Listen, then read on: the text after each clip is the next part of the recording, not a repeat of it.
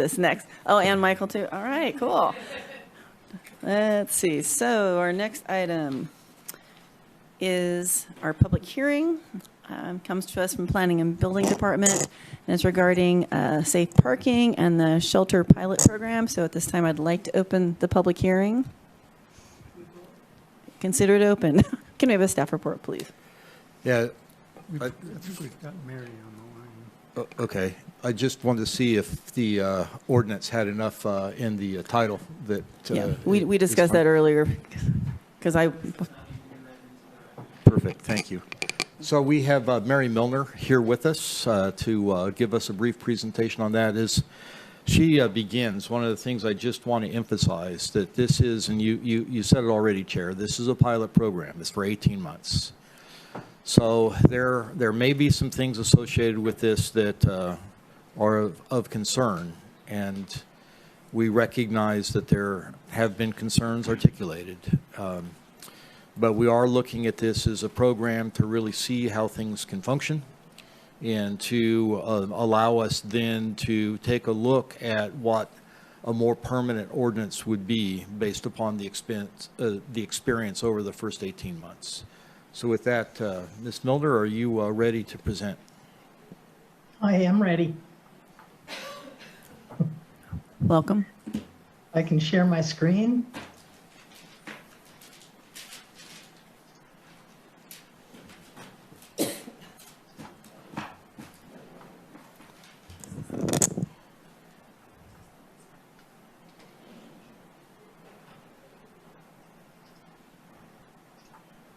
Not sure if this is, is that showing? Yes. It's sharing, but it's the, it's not the presentation, it's kind of Okay, the, how's that? Yeah, there you go. All right. Good afternoon, supervisors and members of the public. Mary Milner here with Long Range Planning to talk about the safe parking, safe shelter ordinance. So actually we have two ordinances. One is the safe parking, safe shelter, and the other companion is the shelter crisis ordinance. So as Director Ford introduced, the safe parking, safe shelter is an 18-month pilot program, and it's renewable at the end of 18 months by the Board of Supervisors. What it does is provides a safe place to sleep for those experiencing homelessness with or without a vehicle. The second item, the shelter crisis ordinance, is necessary to meet state law in order for us to use the Shelter Crisis Act. And what it does is it applies emergency housing standards in Appendix O and X, which we will also be recommending adoption. And the Shelter Crisis Ordinance has to do with special allowances on publicly owned or leased land. So safe parking, safe shelter sites that were on public land would have special allowances.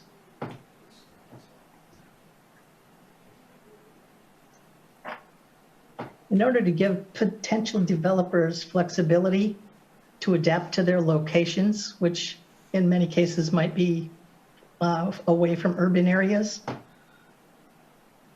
we have proposed two pilot types.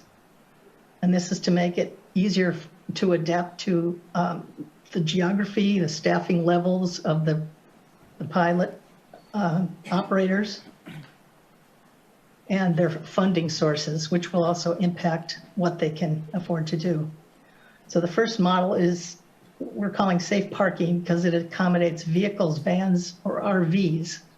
And the type of vehicles to be accommodated is chosen by the service provider. The second pilot type is we're calling safe shelter. And these are non-vehicle types of shelters, which would be tents, cabins, or other approved structures. And that's where the Appendix O and X building codes come in.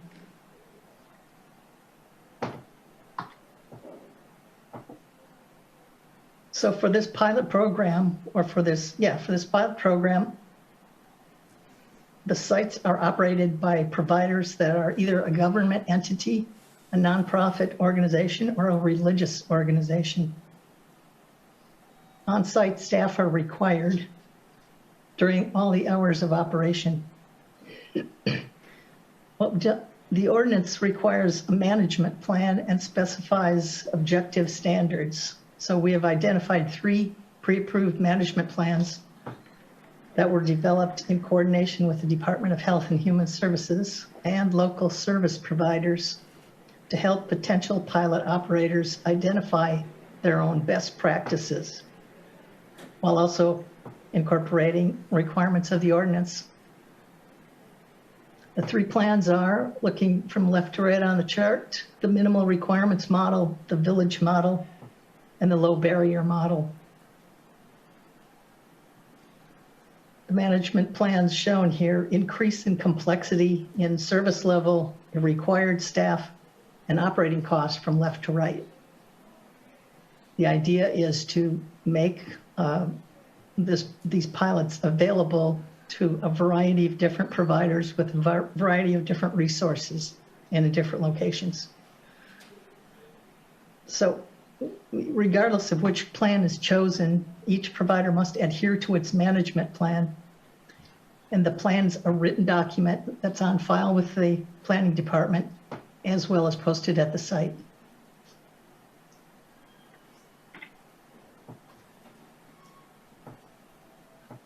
So the shelter crisis ordinance comes into play for pilot sites located on publicly owned or publicly leased lands. I understand it's common practice for the government entity to lease the shelter property for $1 a year or some nominal fee in order to take advantage of this. Under the Shelter Crisis Act, these sites are entitled to certain benefits during the shelter crisis. And those are waived liability for the public entity, a waiving of a sequel review, the fact that public facilities can be used as shelters, relaxing certain codes, and Special Occupancy Parks Act and other laws may be suspended. So while the pilot program, the safe parking safe shelter is designed to work with or without the Shelter Crisis Act, in other words, on private or public property, using county-owned or leased land for the pilots would have significant benefits. So that concludes my presentation, and I will be able to answer any questions you have at this time. All right, thank you.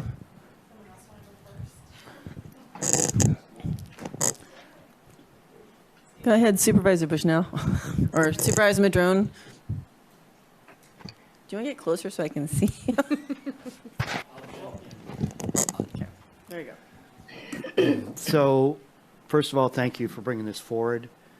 As I understand it, by state law, we were required to have this quite a while ago. So we have to do something. And that's based on the fact that we have an emergency shelter declaration.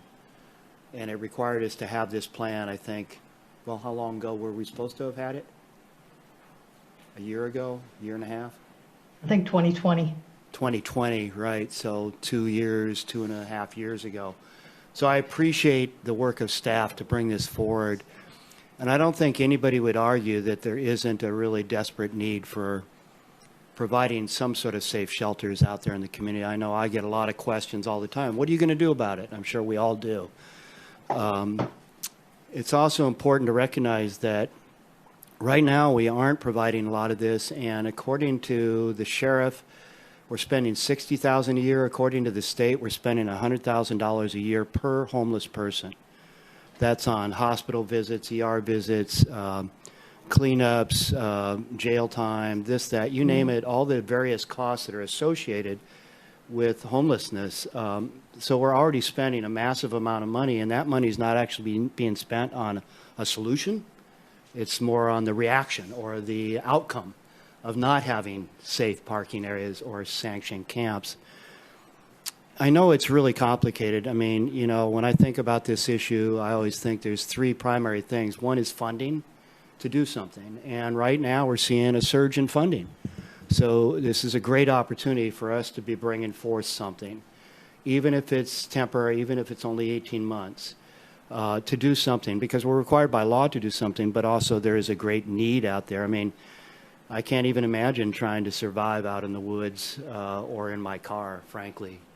And just to have a safe place to park my car would be amazing, really, to do that. So one is funding, two is nonprofit partners to step up and work with DHHS. And we've got some great ones. I mean, Betty Chen, Supervisor Bone talks about her programs all the time. They're incredible. I mean, she and her folks do amazing work. We've got Arcata House Partnership. We've now got Cooperation Humboldt.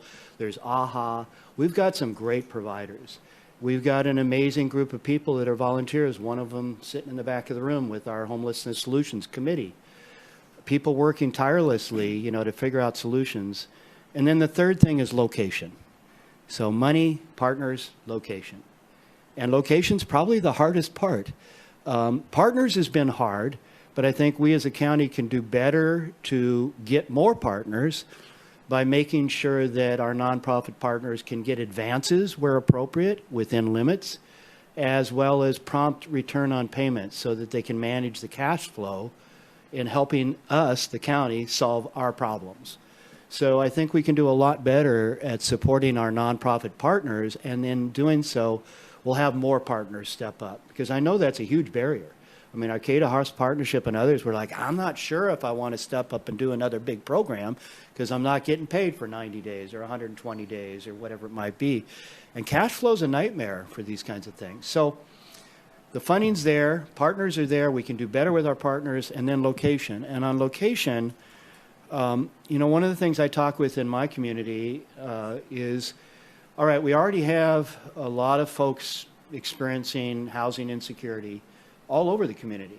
You know, anywhere there's a wooded area in your community where they can shelter, or just on the backside of abandoned buildings like the Ray's Shopping Center in McKinleyville. There's a lot of people that are all around that facility every night and in the parking lot, parking and sleeping in their cars, right?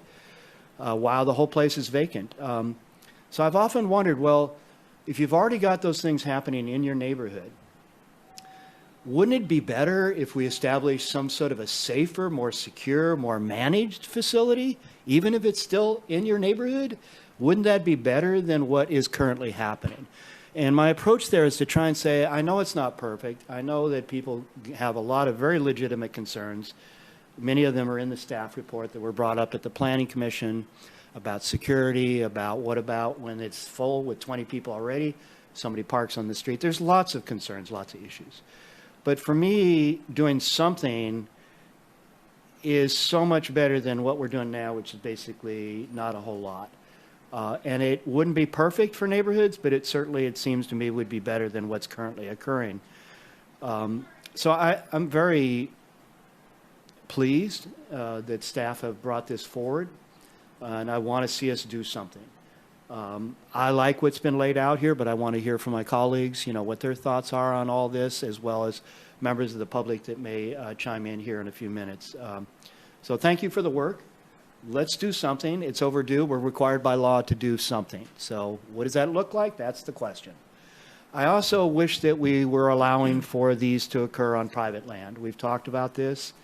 There are some great examples in our community of private property owners who are trying to do some of these things. One of them's in Southern Humboldt, you know, Dottie Russell and others, and we can disagree about this, that, or whatever, and code enforcement, but she has a big heart on many levels from what I can tell, and she really works hard to try and provide affordable opportunities for people. In my part of the county, I've got Yeehaw. Yeah, it's not perfect. There's some issues there, but here you have a landowner who's absolutely provided amazing housing opportunities, or teepees, tents, yurts, et cetera, buses, to get people off the streets. And while it may seem in the rural area, actually it's only about a half mile down into town to the bus, to the store, to the laundromat, et cetera. So I really wish that we could include private property where we have cooperative landowners. And I'm not sure why that isn't in here, because we talked about this during the development of this. I spoke about this at the Homelessness Solutions Committee with Mary and others that, so that's one of the missing pieces, I think, here, because I think we need to look at all the opportunities, and to only focus on those commercial zones or industrial zones isn't going to get us there. There is a need far greater than that, and I think we need to engage the private sector in a better way. So those are my comments at this point. Thank you. Thank you. Supervisor Bushnell? Thank you. So, John, this ordinance, or Director Ford, I'm sorry, it doesn't address private property? At the current time, it limits it to be either operated by a government or a nonprofit, and it can be done on private property, but it has to be done basically by an organization that's dedicated to providing this kind of service. So they could work under an umbrella? Yeah. And that, I think that, I read that. So I have a few questions. First, I would like to thank, it's Mary, right? I haven't met her. Yes. Thank you, Mary, and whoever helped you work on this, and staff.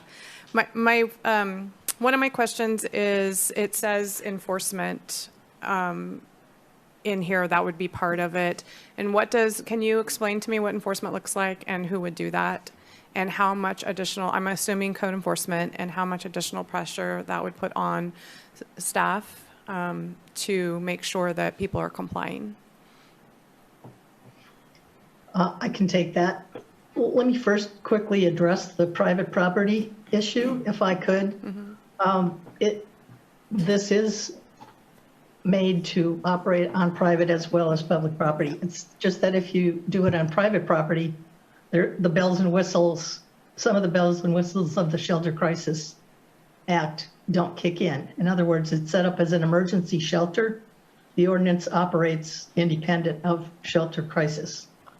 So you can do this on a private land. Thank you for that, because I had understood that it did include private lands and that it didn't have to be under a nonprofit. I'm sorry, I read it different. Yeah, well, actually, it still needs to have one of those operators, either a government, nonprofit, or religious. So it can't be a private person. It has to be an organization. But the land itself can be owned either publicly or privately. Hopefully that clarifies. It does. Thank you. Okay. And then your next question was about enforcement. The way it will work is the operator, the person operating the site, the organization, will have to, they have an operating plan, and in that operating plan are some rules, basically, for the site, rules of engagement. There's an agreement with people that are at the site. The people that are there are basically listed and limited in number, so people just don't come and go. So there's kind of an agreement, and once you go, if a party violates that agreement, then the first line of defense is the operator of the site. They would be able to ask people to leave, and then after that, if any other, say there was a code enforcement issue or a nuisance issue, that would be code enforcement. Other things may come up that would involve the sheriff, but the first line is going to be the operator of the site. So thank you. My concern is we have a lot of people in the communities throughout Humboldt County that are very empathetic and sympathetic to situations, and they want to help. And sometimes it doesn't work out as they see, and problems arise in those communities. So I want to specifically ask, if you have an operator on private lands that is doing this and you get a complaint from neighboring or surrounding people, what do you do then? So I'll take a shot at this, Mary. The ordinance identifies that the first thing to be done would be that the permit would be revoked. And so if that, or the ZCC actually, and in some cases it'd be a conditional use permit. If those were revoked, then the site would need to be cleaned up by the property owner or the operator. And I think Mary's right there, and that's the first line, is the operator would need to clean it up. the struggle that obviously I think what you're getting at is that there may be some people who don't have resources or inclination or whatever it is to clean up a mess once it's made. And then what would happen? And that really would qualify as a nuisance. And that would then become something code enforcement would be the operative arm of the county to say, hey, you're now in violation. You have a nuisance, you have trash, garbage, whatever it is on the property, and that needs to be cleaned up. And if they don't clean it up, then we would be in a place of having to take more severe action, and we've seen what that looks like in some of the more extreme cases. Thank you for that. So my fear is that we create a bigger problem in certain areas, and that we, in 18 months, decide that this isn't now working on private lands, and so we pull back that pilot program, and then we've created things now that have to be dealt with that landowners don't have the feasibility financially to deal with, and that really scares me, especially in rural settings. We struggle right now to clean up areas that need them, and it takes a long time. And I don't want, and while I do love the thought of this program very much, and I do want people to have a place to be, it's so important. It's so uncomfortable to be homeless or houseless, even to have a vehicle and not have to have a safe area. I think that we need to be very careful about creating additional problems, and that those additional problems then go on to residential people that have to, bear the consequence of that. So I'm wondering, through this ordinance, if we can maybe identify places that are maybe more appropriate, such as churches, or so we can already do some public lands. When I spoke with DHHS this morning, and I believe Connie's on, so they have abilities on public lands to help with, say, bathrooms and such, but they don't, I think Connie's on here, have that ability on the private lands to help with financing or financial means. So Connie, are you there?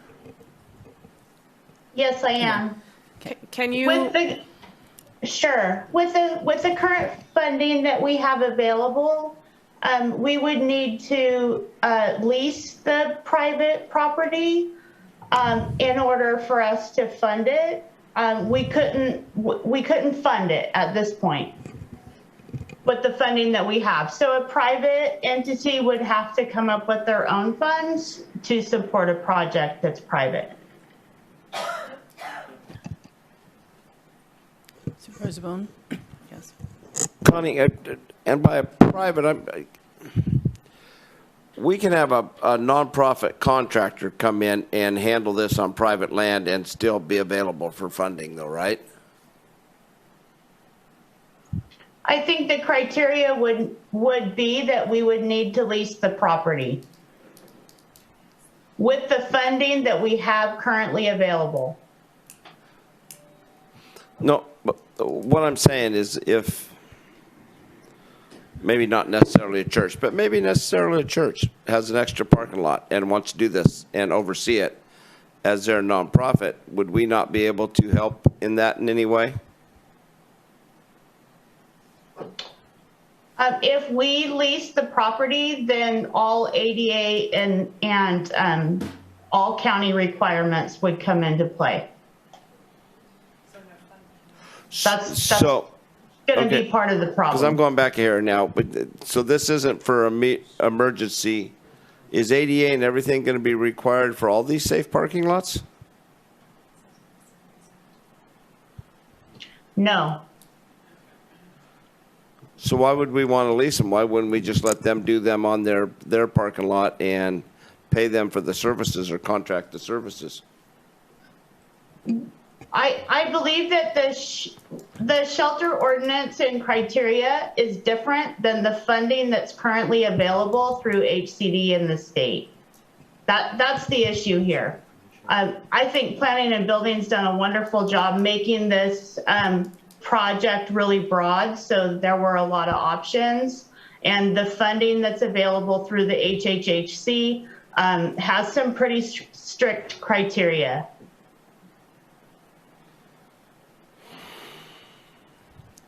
Supervisor Bushnell, you want to continue? Thank you, Connie. So, Director Ford, I'm wondering, I just don't want to create more problems, although I want this to work. And I'm fearful that it's going to create more problems on private lands where funding is not available to people. And so, you know, even to rent a porta potty is $100 to $200 a month. And one services 10 people for 1 week. So, and they don't, the only porta potty service only comes to Southern Humboldt every other week. So I'm just concerned and wanted to know if there's some way we could identify possibly maybe church sites, appropriate. I don't know. I'm just concerned. So we understand the concern. And frankly, internally within the department, there were a lot of concerns expressed, and Michael got beat up by his own peers about this, in all honesty. But the thing that needs to be thought about here, I think, is the trade-off of what's going on. I think Supervisor Madrone on this point was exactly right, that this is happening right now anyway in an uncontrolled way. What we're trying to do is have it be done in a controlled way.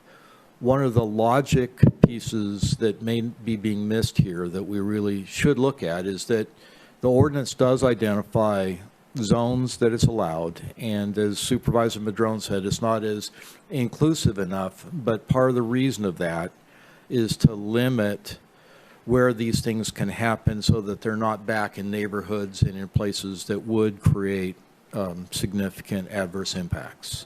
So they're in locations that aren't as sensitive. And that does include churches. And it does include churches outside of the identified zones, but that is a conditional use permit. And the reason for that is it's moving into a more sensitive area. Secondly, the wisdom of the nonprofits, religious organizations, and those, that requirement is that those are people who typically have a vested interest and a financial interest in caring for people who are homeless and indigent. And so they come in then with the wherewithal to provide these services, have the organization to provide the services, have the interest to provide the services. They're not doing it for remuneration. They're doing it because they truly want to help. And they have the resources to clean it up if that needs to be done. Third, within the requirements for the different plans that need to be submitted, there is a requirement in each of those that the sites need to be cleaned up. And maybe that's something that the board wants to see a little bit stronger language in terms of the ordinance, is that, you know, it is a requirement that within 10 days that the sites be completely cleaned up once the use stops, or if ZCC or permit is revoked. And that certainly would be something that would be appropriate to ensure that there's no lingering after effects of a activity that was there. So I think that's a really good idea. I want to go along the lines with what you said, that it is the people that care that are doing this. And with that statement, it's really hard to turn away people. You have your limit of 15 or 20. Oh, okay, just for tonight. And that concerns me because I would do it. I know that I would do it. And so I'm wondering if, and I want this to work, definitely, is there any reporting requirements in this ordinance? And if there are not, maybe could we have them report monthly on the status of their site? There's currently not, but we could certainly add that in. Mary? Through the chair, maybe I can add Yes, a couple please. things. There is reporting. It's not monthly, though. I think it's annually. And the other thing I wanted to insert is that each of the management plans requires enough porta potties. It requires enclosed garbage that gets emptied. So the operators are required to maintain the site. So hopefully, I mean, if it's actually working according to the plan that they're required to follow, there wouldn't be a huge mess at the end of things. I appreciate that, Mary. However, things get away from us quite easily, and we're a large county, and I want to try to do some preventative measures before so that it can work, so that we don't have a problem at the end, and hopefully that the program can go on longer than the 18 months. I would love to see reporting once a month. Annually is not enough for me to feel comfortable. I do think Supervisor Madrone had comments you wanted to make, and I had a couple questions.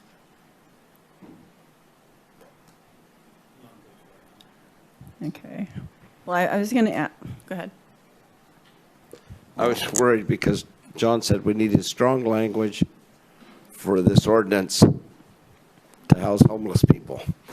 It's just, I wish we could get there easier, and I don't want to hear that I know we have to live by reality, but we don't have the funding. We don't have the funding.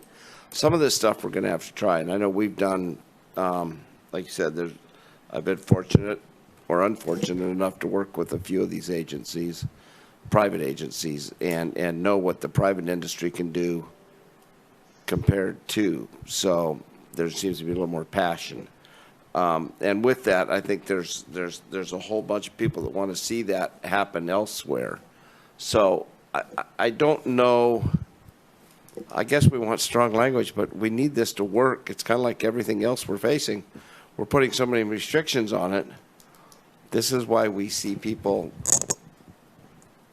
having a housing shortage. So I don't know how we'd make it easier and still meet all the guidelines of, sanitary, environment and everything else. But the nonprofit sector always seems to catch up pretty quick before we do. What I was thinking, Supervisor Bone, I sure would like to see more frequent reporting. I mean, I know we get those from Betty, and I know that it's hard on people, but if we do it yearly, we're going to have a year pass before we hear how it's really working, and then there's 6 months left of the program. It'd be nice to find a way that we could have something more frequent, perhaps not formal, I don't know. Yeah, something so we know, how many people are there, how has it been going. I would also just encourage anyone who is opening one, and I don't think I saw this in there, but it's been a long meeting. I would like, neighborhood properties and property owners to be reached out to be part of kind of the eyes in the neighborhood when things start going wrong, if there are. It's like, I don't want the operators operating like they're on an island somewhere and nobody else matters. So it's like trying to get them to just be cognizant that working with others around them is going to be really important. I think, for myself, I get those phone calls as the supervisor immediately. So that also is where my concern is. And I want to agree with Rex that the types of people that are doing this work are passionate about it. And so I don't want to make it harder. Definitely want the program to work. I just don't want us to say in 18 months, oh, shoot. And that we didn't put enough, just some little checkpoints that could assure us or make us know that we're, in the right. It's a pilot program, right? That means we want to make it successful. And any way that we can ensure that without putting too much restraints on it, I encourage. Okay. Supervisor Bone, and then we do have public comment we haven't done yet. And as the reporting goes, I got some things from Connie Beck at DHHS the other day about all the housing.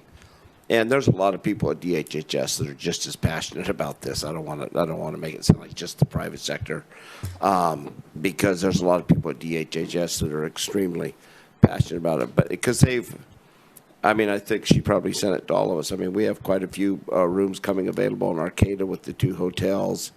We have the Humboldt House. We've been they've been doing a really good job at finding places as we move along.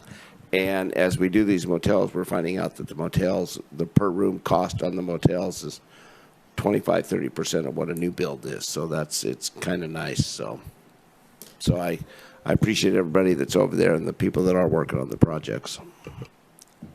Right. Well, I will go to public comment now since we're here. I know we have one member in person who submitted comments but may want to speak for 3 minutes. And if you're listening and you wish to make comment, please press *9 to raise your hand. And I did want to acknowledge that we received a lot of communications about this, and I think we all probably received some of the same ones.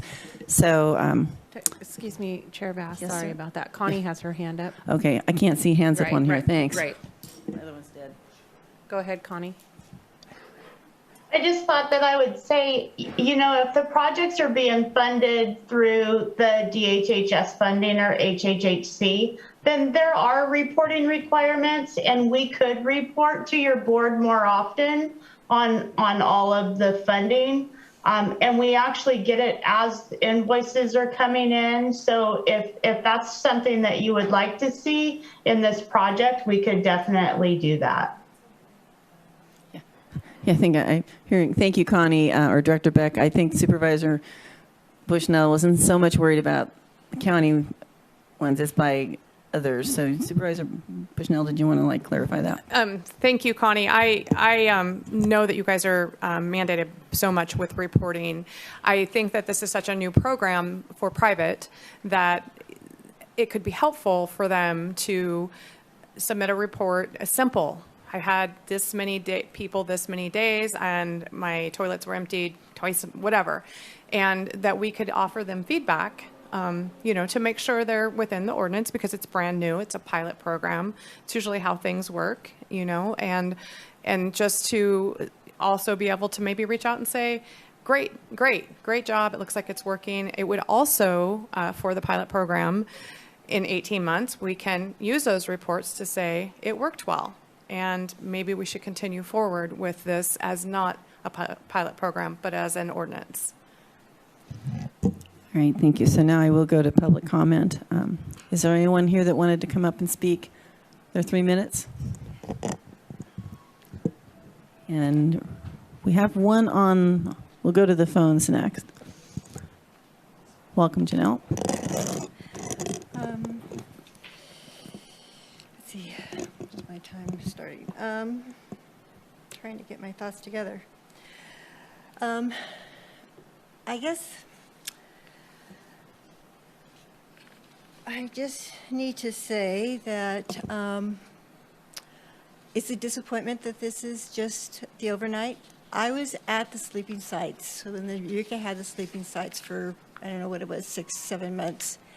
And just the difference between a sleeping site and a place to live, I don't know how to explain that to you. I mean, you're going to have people that they have to tell these people to leave every day. It's just, I wouldn't want to do it. I'm sorry. I was at the sleeping sites. I would not do this. And that's as much, I don't know what else I can say. I just,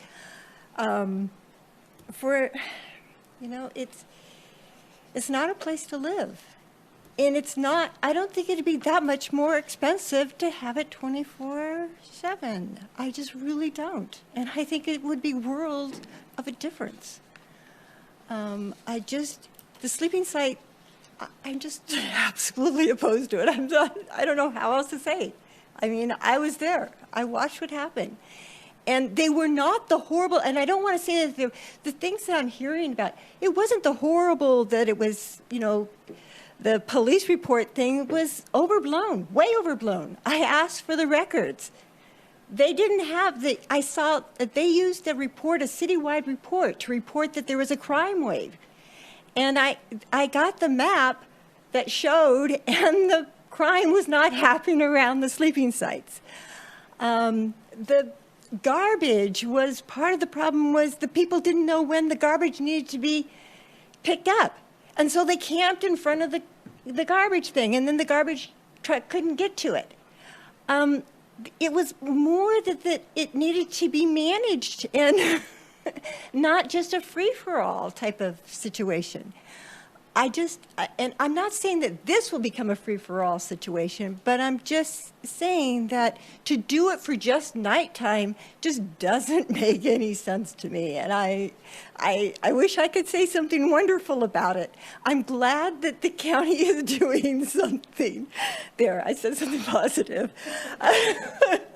But I just, for a number of reasons, and there, again, in terms of funding, there is some funding right now that is coming, there's a report being for it. And I don't know what the county is doing for theirs, but it funds this. It would fund a camp. It is intended to fund something like this. And that type of funding is going away because the focus is on housing, and it should be. But when there's funding right now to do something for people right now, that money should be used for that. Sorry, I'll stop. All right. Thank you, Janelle. So we'll now go to those on the phone. And 0896 is the only number we have up at this moment. So 0896, press *6 to unmute, and you will have 3 minutes.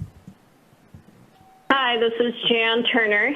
I live in Freshwater, and I really commend the county for taking this up, and I hope you will pass it. I think some of the concerns that are being expressed, I haven't read every part of this yet, but it seems that what I have read looks like a zoning ordinance, making it possible for a nonprofit or a church or a government entity to do this.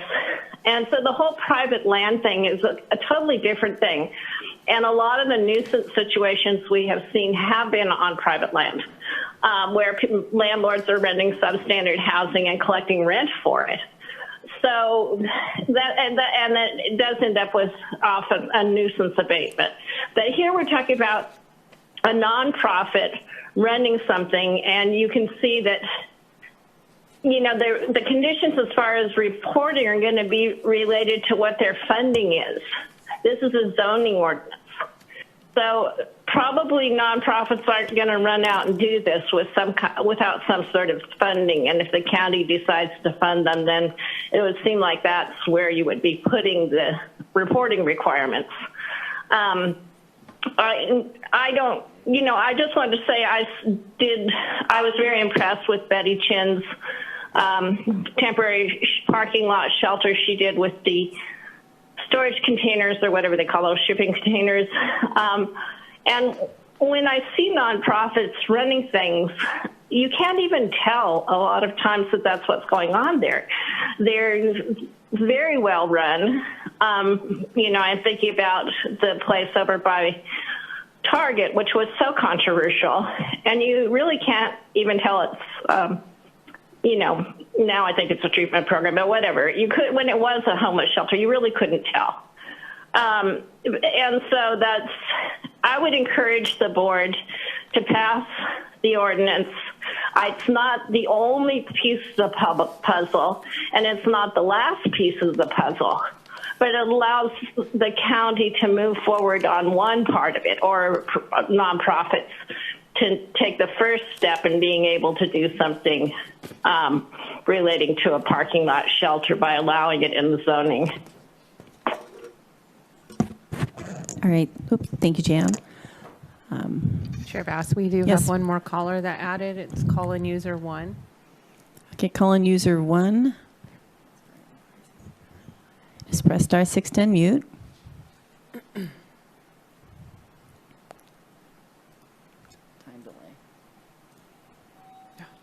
Hello. Hello. Can you hear me? Yes, welcome.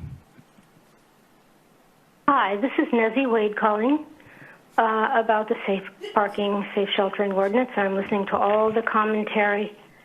I think I would really just like to say, as a part of a nonprofit that's very interested in seeing these notions, these ordinances and zoning advanced, to open up the possibilities of partnerships that might bring on more possibilities for folks that are now without safe places to be.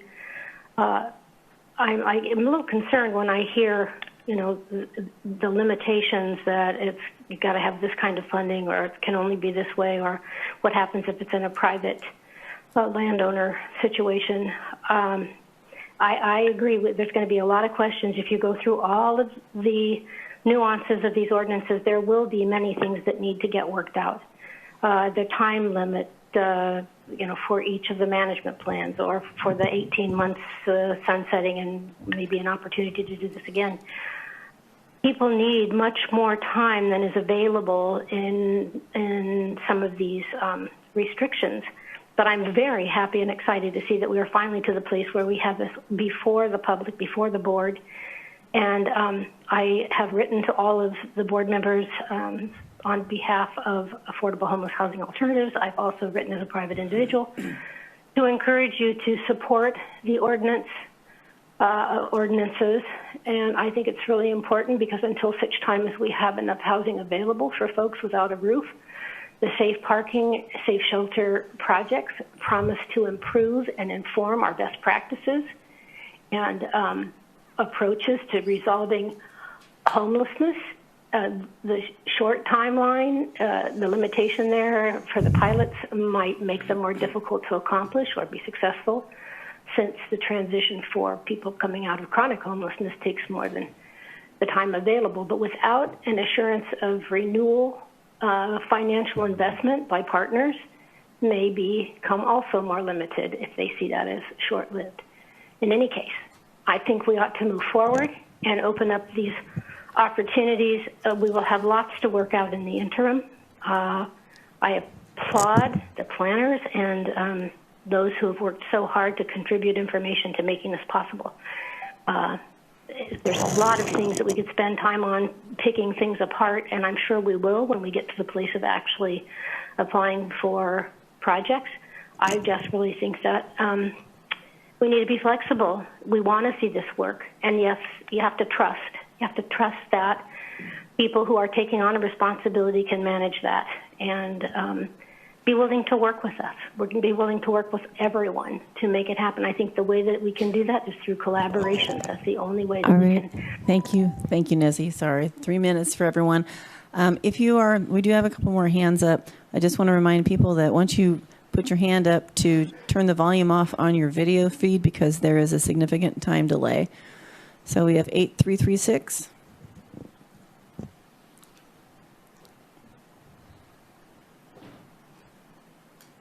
Press *6 to unmute.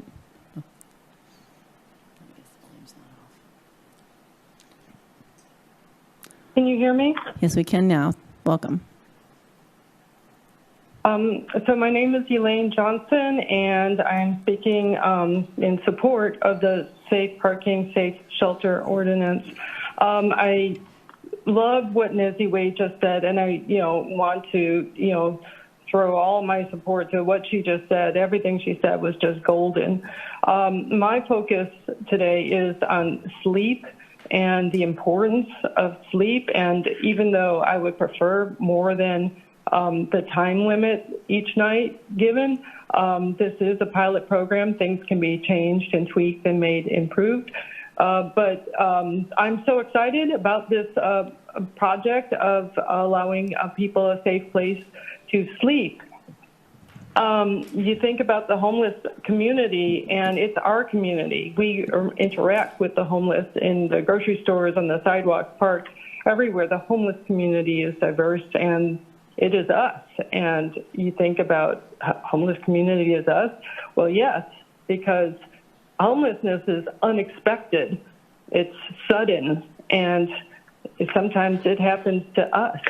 And being homeless is difficult to understand, difficult to look at, difficult to imagine. And why is it difficult? Because no one wants to be homeless.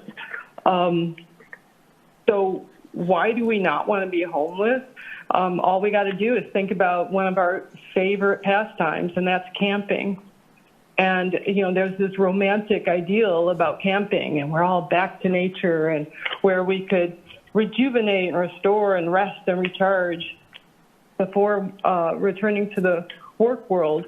But you think about homelessness, and that's not camping. That's not romanticized. That is camping without a campsite, and it's terrible.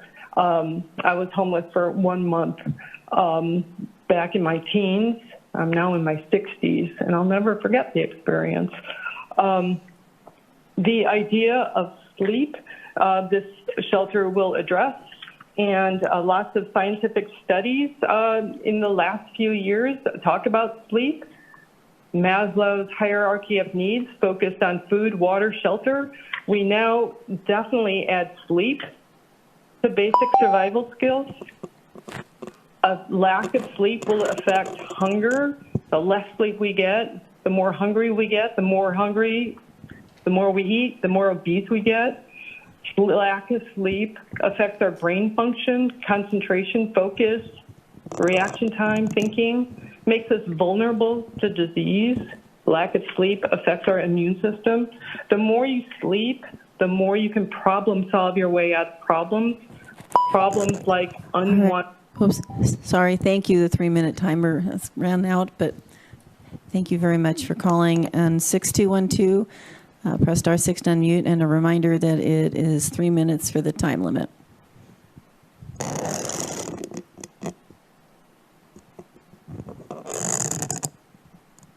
Hello, can you hear me?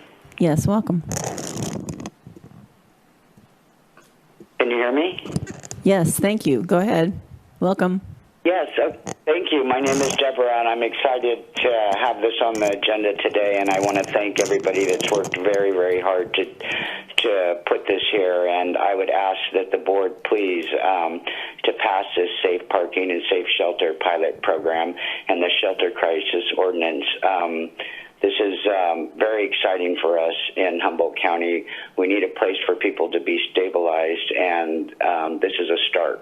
I know that there's a lot of fear, there's a lot of questions, but it's not working what we're doing right now. So I ask that you just please pass this, and we can work it out. I just think that this is a great start for us. Thank you. All right, thank you. So we will go back to the board. Supervisor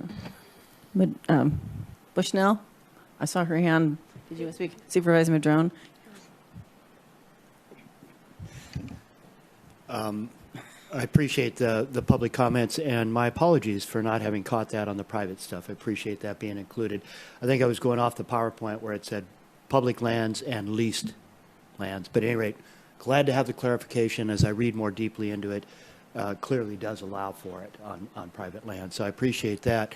And sometimes, you know, there are private landowners who don't even need a grant or any money at all. They just are willing to provide a safe place and make that happen. That's actually our cheapest option by a long shot, as long as it's run well and responsibly and doesn't get out of control. So it's still important to have those requirements. Before Supervisor Wilson left, he shared with myself and CIO Hayes that he's supportive of the ordinance. Obviously, he can't vote. He's not here. But he did ask us to, or ask me to share that with the rest of the board. I'm supportive of this ordinance, and I would be willing to make a motion to support staff recommendation with one change, and that is that I would add AG as one of the allowed sites. Is there a problem with doing that? I think that, you know, there was talk about let's not do this in residential neighborhoods. Well, so where do you do it? Commercial lands, industrial lands? Well, what about AG? I mean, it's a temporary use of the land. It's not a permanent use of that land. Much of the AG in the county is actually forested land. You think it's all prairie, but actually a lot of the AG in the county it's really a mix. Some of it's meadowlands and some of it's forest lands. It's not consistent. But I want to try and provide maximum flexibility. I agree that 18 months is a short time period, but I agree with the speakers and others that have talked about, let's get something going. And we've been required by law to do this for some time. So I think I see support here for doing something and moving this forward. I also think that, you know, it's my understanding, reading through the ordinances more deeply, that there is an allowance for a 24/7. It really depends on the site conditions and the partners and their capabilities. So it can be safe parking that you need to leave in the morning or even a camp. But of course, if people setting up tents and all that kind of stuff, it really needs to be 24/7. Otherwise, I mean, what a nightmare. You're already, in a bad place, and now you got to pack everything up. And where do you go during the day with all that, all your gear? And people talk about how they just walk everywhere, and it just not getting sleep. Just everything about our current situation is horrible. So I hope we can move this forward, and that's the only change I would make right now. I agree that it's a pilot, that's the way we're putting it forward, and there'll be need for adjustments and changes. Close monitoring, I think having reporting more regularly would be another change I would probably recommend in my motion, that let's have regular reporting. What does that look like? I don't know, but annually is probably not often enough. So with that, I'd keep the motion, adopt staff's recommendations, but add AG and add regular reporting to the mix. So is there a second? And I do know I have Supervisor Bone and Bushnell that had comments, I believe. But Supervisor, is there a second? Okay, so we have a motion, but yes, I want to clarify something.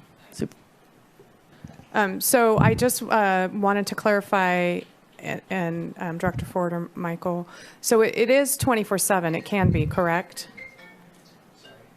Yes. It's not just for sleeping. No, that's why there's the 3 different plans. Mary could explain this better. Right. But one is just for parking overnight. Right. But then, like she showed the one with the tent cabins there, that clearly is.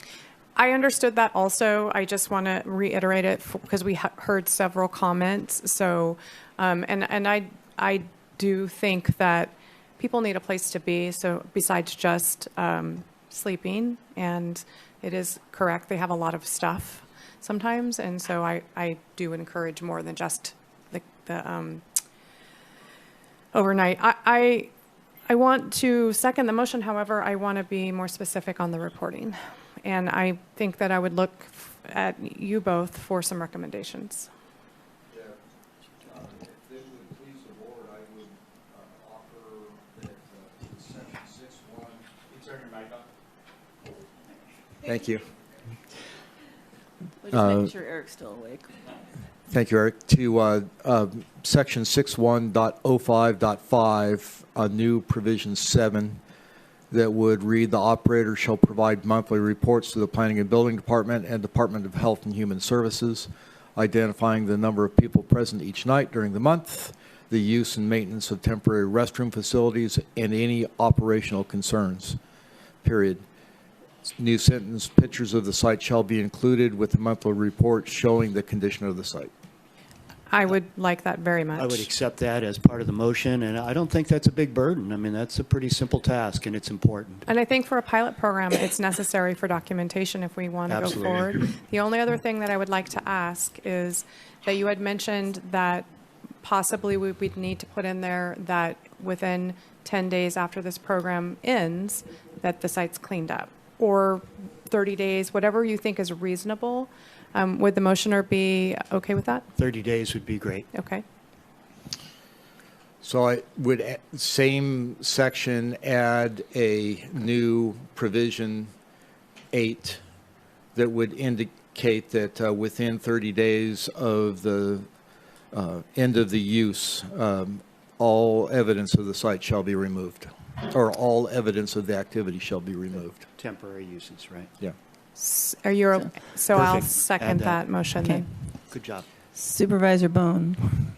Yeah, I'm concerned about the ag for the one reason is the reason I think it was set up originally and the way that a lot of them do it is because there's services available. You can access them. You can put the portable toilets and everything else.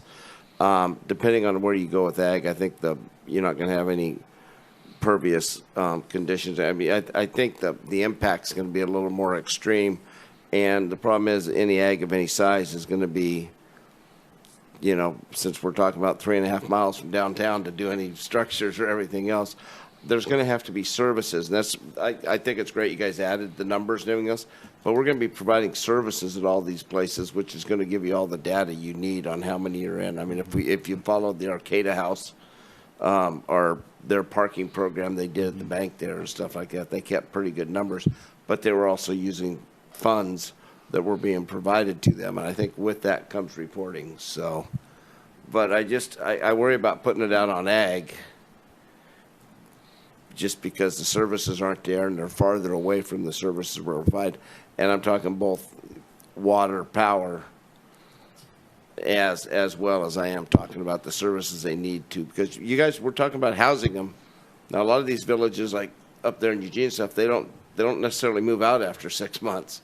And we're talking about housing somebody for 6 months, and then do we just cut them off then, or do we wait till we find them something else, or is that provision going to be there? Because it's a 6 month, 6 month stay on all three of the tiers that you gave us. So I'm just at 6 months, where do they go?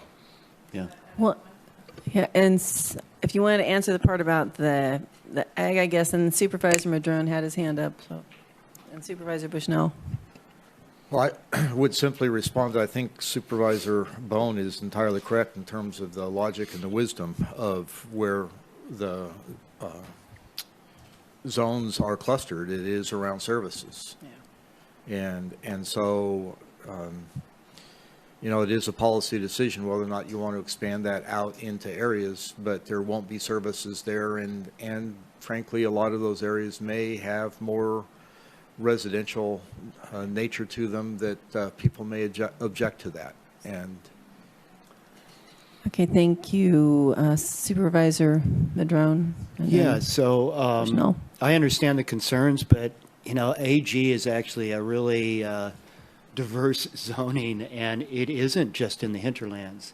There's a lot of AG parcels that are within a mile of downtown areas in Eureka, Arcata, Fortuna, Trinidad, right near services. So really, for me, what matters, I think, is the essence of what you were saying, is that it needs to be the right site. But if there is an AG parcel that is near services, then that deals with that concern, right, at some levels, maybe not all of the levels. So I think there's a lot of room in this ordinance to really be looking at the site specifics of any proposal and make sure that it actually does fit and it does work and it doesn't create problems. In the coastal zone in particular, you've got to get a zoning clearance to do it in any of these zones. It's not an automatic. It is principally permitted, but with a zoning clearance certificate. So there are processes there for that. But again, there's a lot of ag general that's right near services, frankly. So. Director Ford had a comment to that, and Supervisor Bushnell still in line. I'm sorry, one last thing I wanted to mention is I actually get a lot of concerns from constituents about putting it on commercial and industrial land in the downtown area, like McKinleyville, for instance. Most of the zones that are identified here put these things literally right out there in the public spaces. And I'm getting a lot of pushback over that concept. Whereas if you pick an appropriate cited AG parcel, it's not right there in the middle. And if it's within a mile of the bus stop or the store or whatever, why wouldn't we want to consider those options? I'm not going to die on my sword on this one by any means, but let's think about the site specifics of this stuff, and provide maximum flexibility so that we can cite them in the appropriate places. So, Director Ford, you had something you were going to add? I do, and I just want to clarify something and then ask a question of Supervisor Madrone. First is that a zoning clearance certificate is a ministerial permit associated with something that's permitted by right. So there's really no discretion there. No, but people can't attend the hearing. There's no hearing. Okay, I always thought zoning clearance certificates had a hearing. No, that's something that actually in the zoning ordinance is intended to be issued right over the counter. Gotcha. But there are some zoning clearance certificates that occur with cannabis at your office, or am I confused? That's something that the director signs off on. And if it complies, it gets signed off on. There's no discretion there. But you have had public members attend those meetings? No, there's no meeting. So I'm confused. It's a different type of meeting happening. Okay. Yes, that'd be the special permit. Thank you. So then the thing that I would ask relative to something that you just said, and understanding that zoning clearance certificates really have no discretion, would your comments then allude to the fact that if you wanted AG, that you would put some performance criteria associated with that, so that if it's within a mile of services, there's going to be some discretion there. But if it's located within a mile of services in an AG zone, it's allowed. I mean, something like that would at least narrow it down and achieve some of what we're trying to accomplish. Oh, I'd be fine with that. I mean, I think I am suggesting that we have some parameters associated with this. I'm just trying to provide maximum flexibility. Because of the pushback I get in the community about putting it where it currently says in this ordinance it should go, there are a whole lot of people like, no way, you're not putting it there on the raised parking lot. Even though it makes a lot of sense because it's vacant and the landowner could be getting some lease money. So I don't know, I think we're going to be looking at a broad variety of solutions that this ordinance, both ordinances will allow. And I'm fine with a performance standard like that. I would amend my motion to include that type of a condition. So Great. we're Thank you. legislating at the diocese, as Mike likes to say. Yeah, he left us. So, so is that okay with your second? And you had a comment as well. I know that was going to be my comment. Okay. And yes, I would prefer that. Great. All right. So, anyone need to or want to hear the yeah? Can you read the? Can you, Nikki? Do you feel like you got? No. No. I've got a Director second Ford, you part gonna send coming- that to Nikki? Coming to her. You had a look on your face. Sorry, Nikki. We're It's that putting day. John Thank to you so work much, here on his Director Ford. final meetings.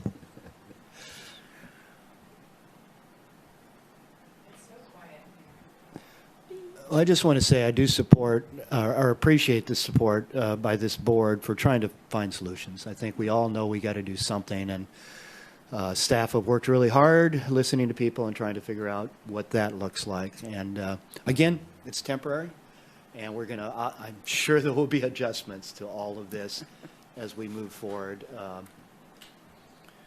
to help our community.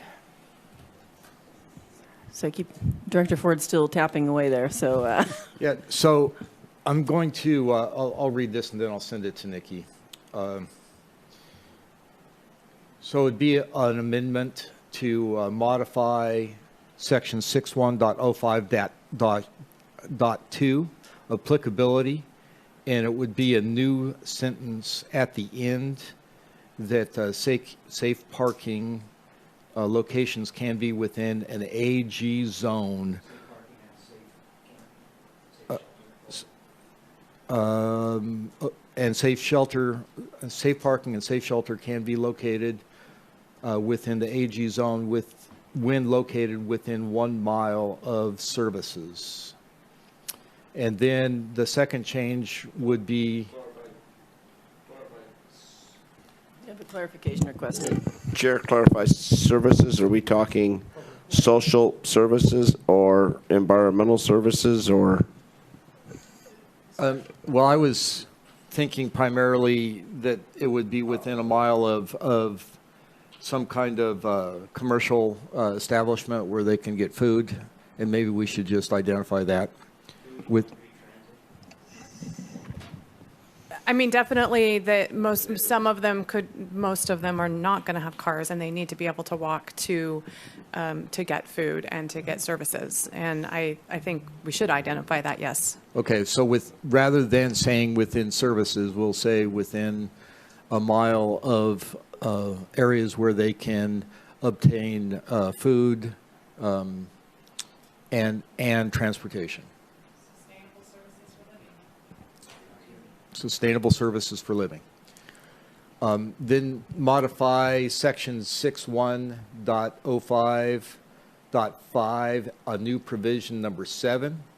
This is what I read previously. The operator shall provide monthly reports to the Planning and Building Department, Department of Health and Human Services, identifying the number of people present each night during the month, the use and maintenance of temporary restroom facilities, and any operational concerns. Pictures of the site shall be included with the monthly report showing the condition of the site.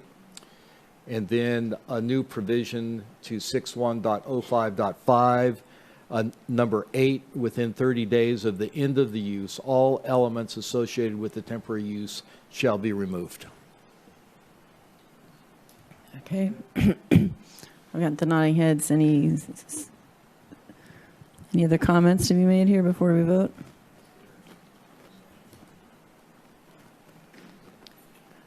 Sounds like we're ready to vote then. I think Mary's still on, and I just want to thank you also for all your work. Yes, definitely. Thank you, guys. The voice in the sky. All right, still All here. right, thank you. All right, so we have had our. This is like the first time we've actually had these. It worked all the time so far. All right, passes 4 yes, 0 no's, one supervisor missing. So we are now closing this public hearing. Whew. And we're going to go back into closed session. And then any estimates on when we might come out and to report, or just it's going to happen when it happens? Because I need at least a 5-minute break. I still haven't eaten the lunch yet. I haven't started in there. Chair Bass, I'm really hopeful that you all can get through the last 2 items in a half hour. So that means like an hour. No, I'm sorry. Gauging how much you would like to talk is always like playing the lotto. Okay. All right. So we're going to go back into closed session.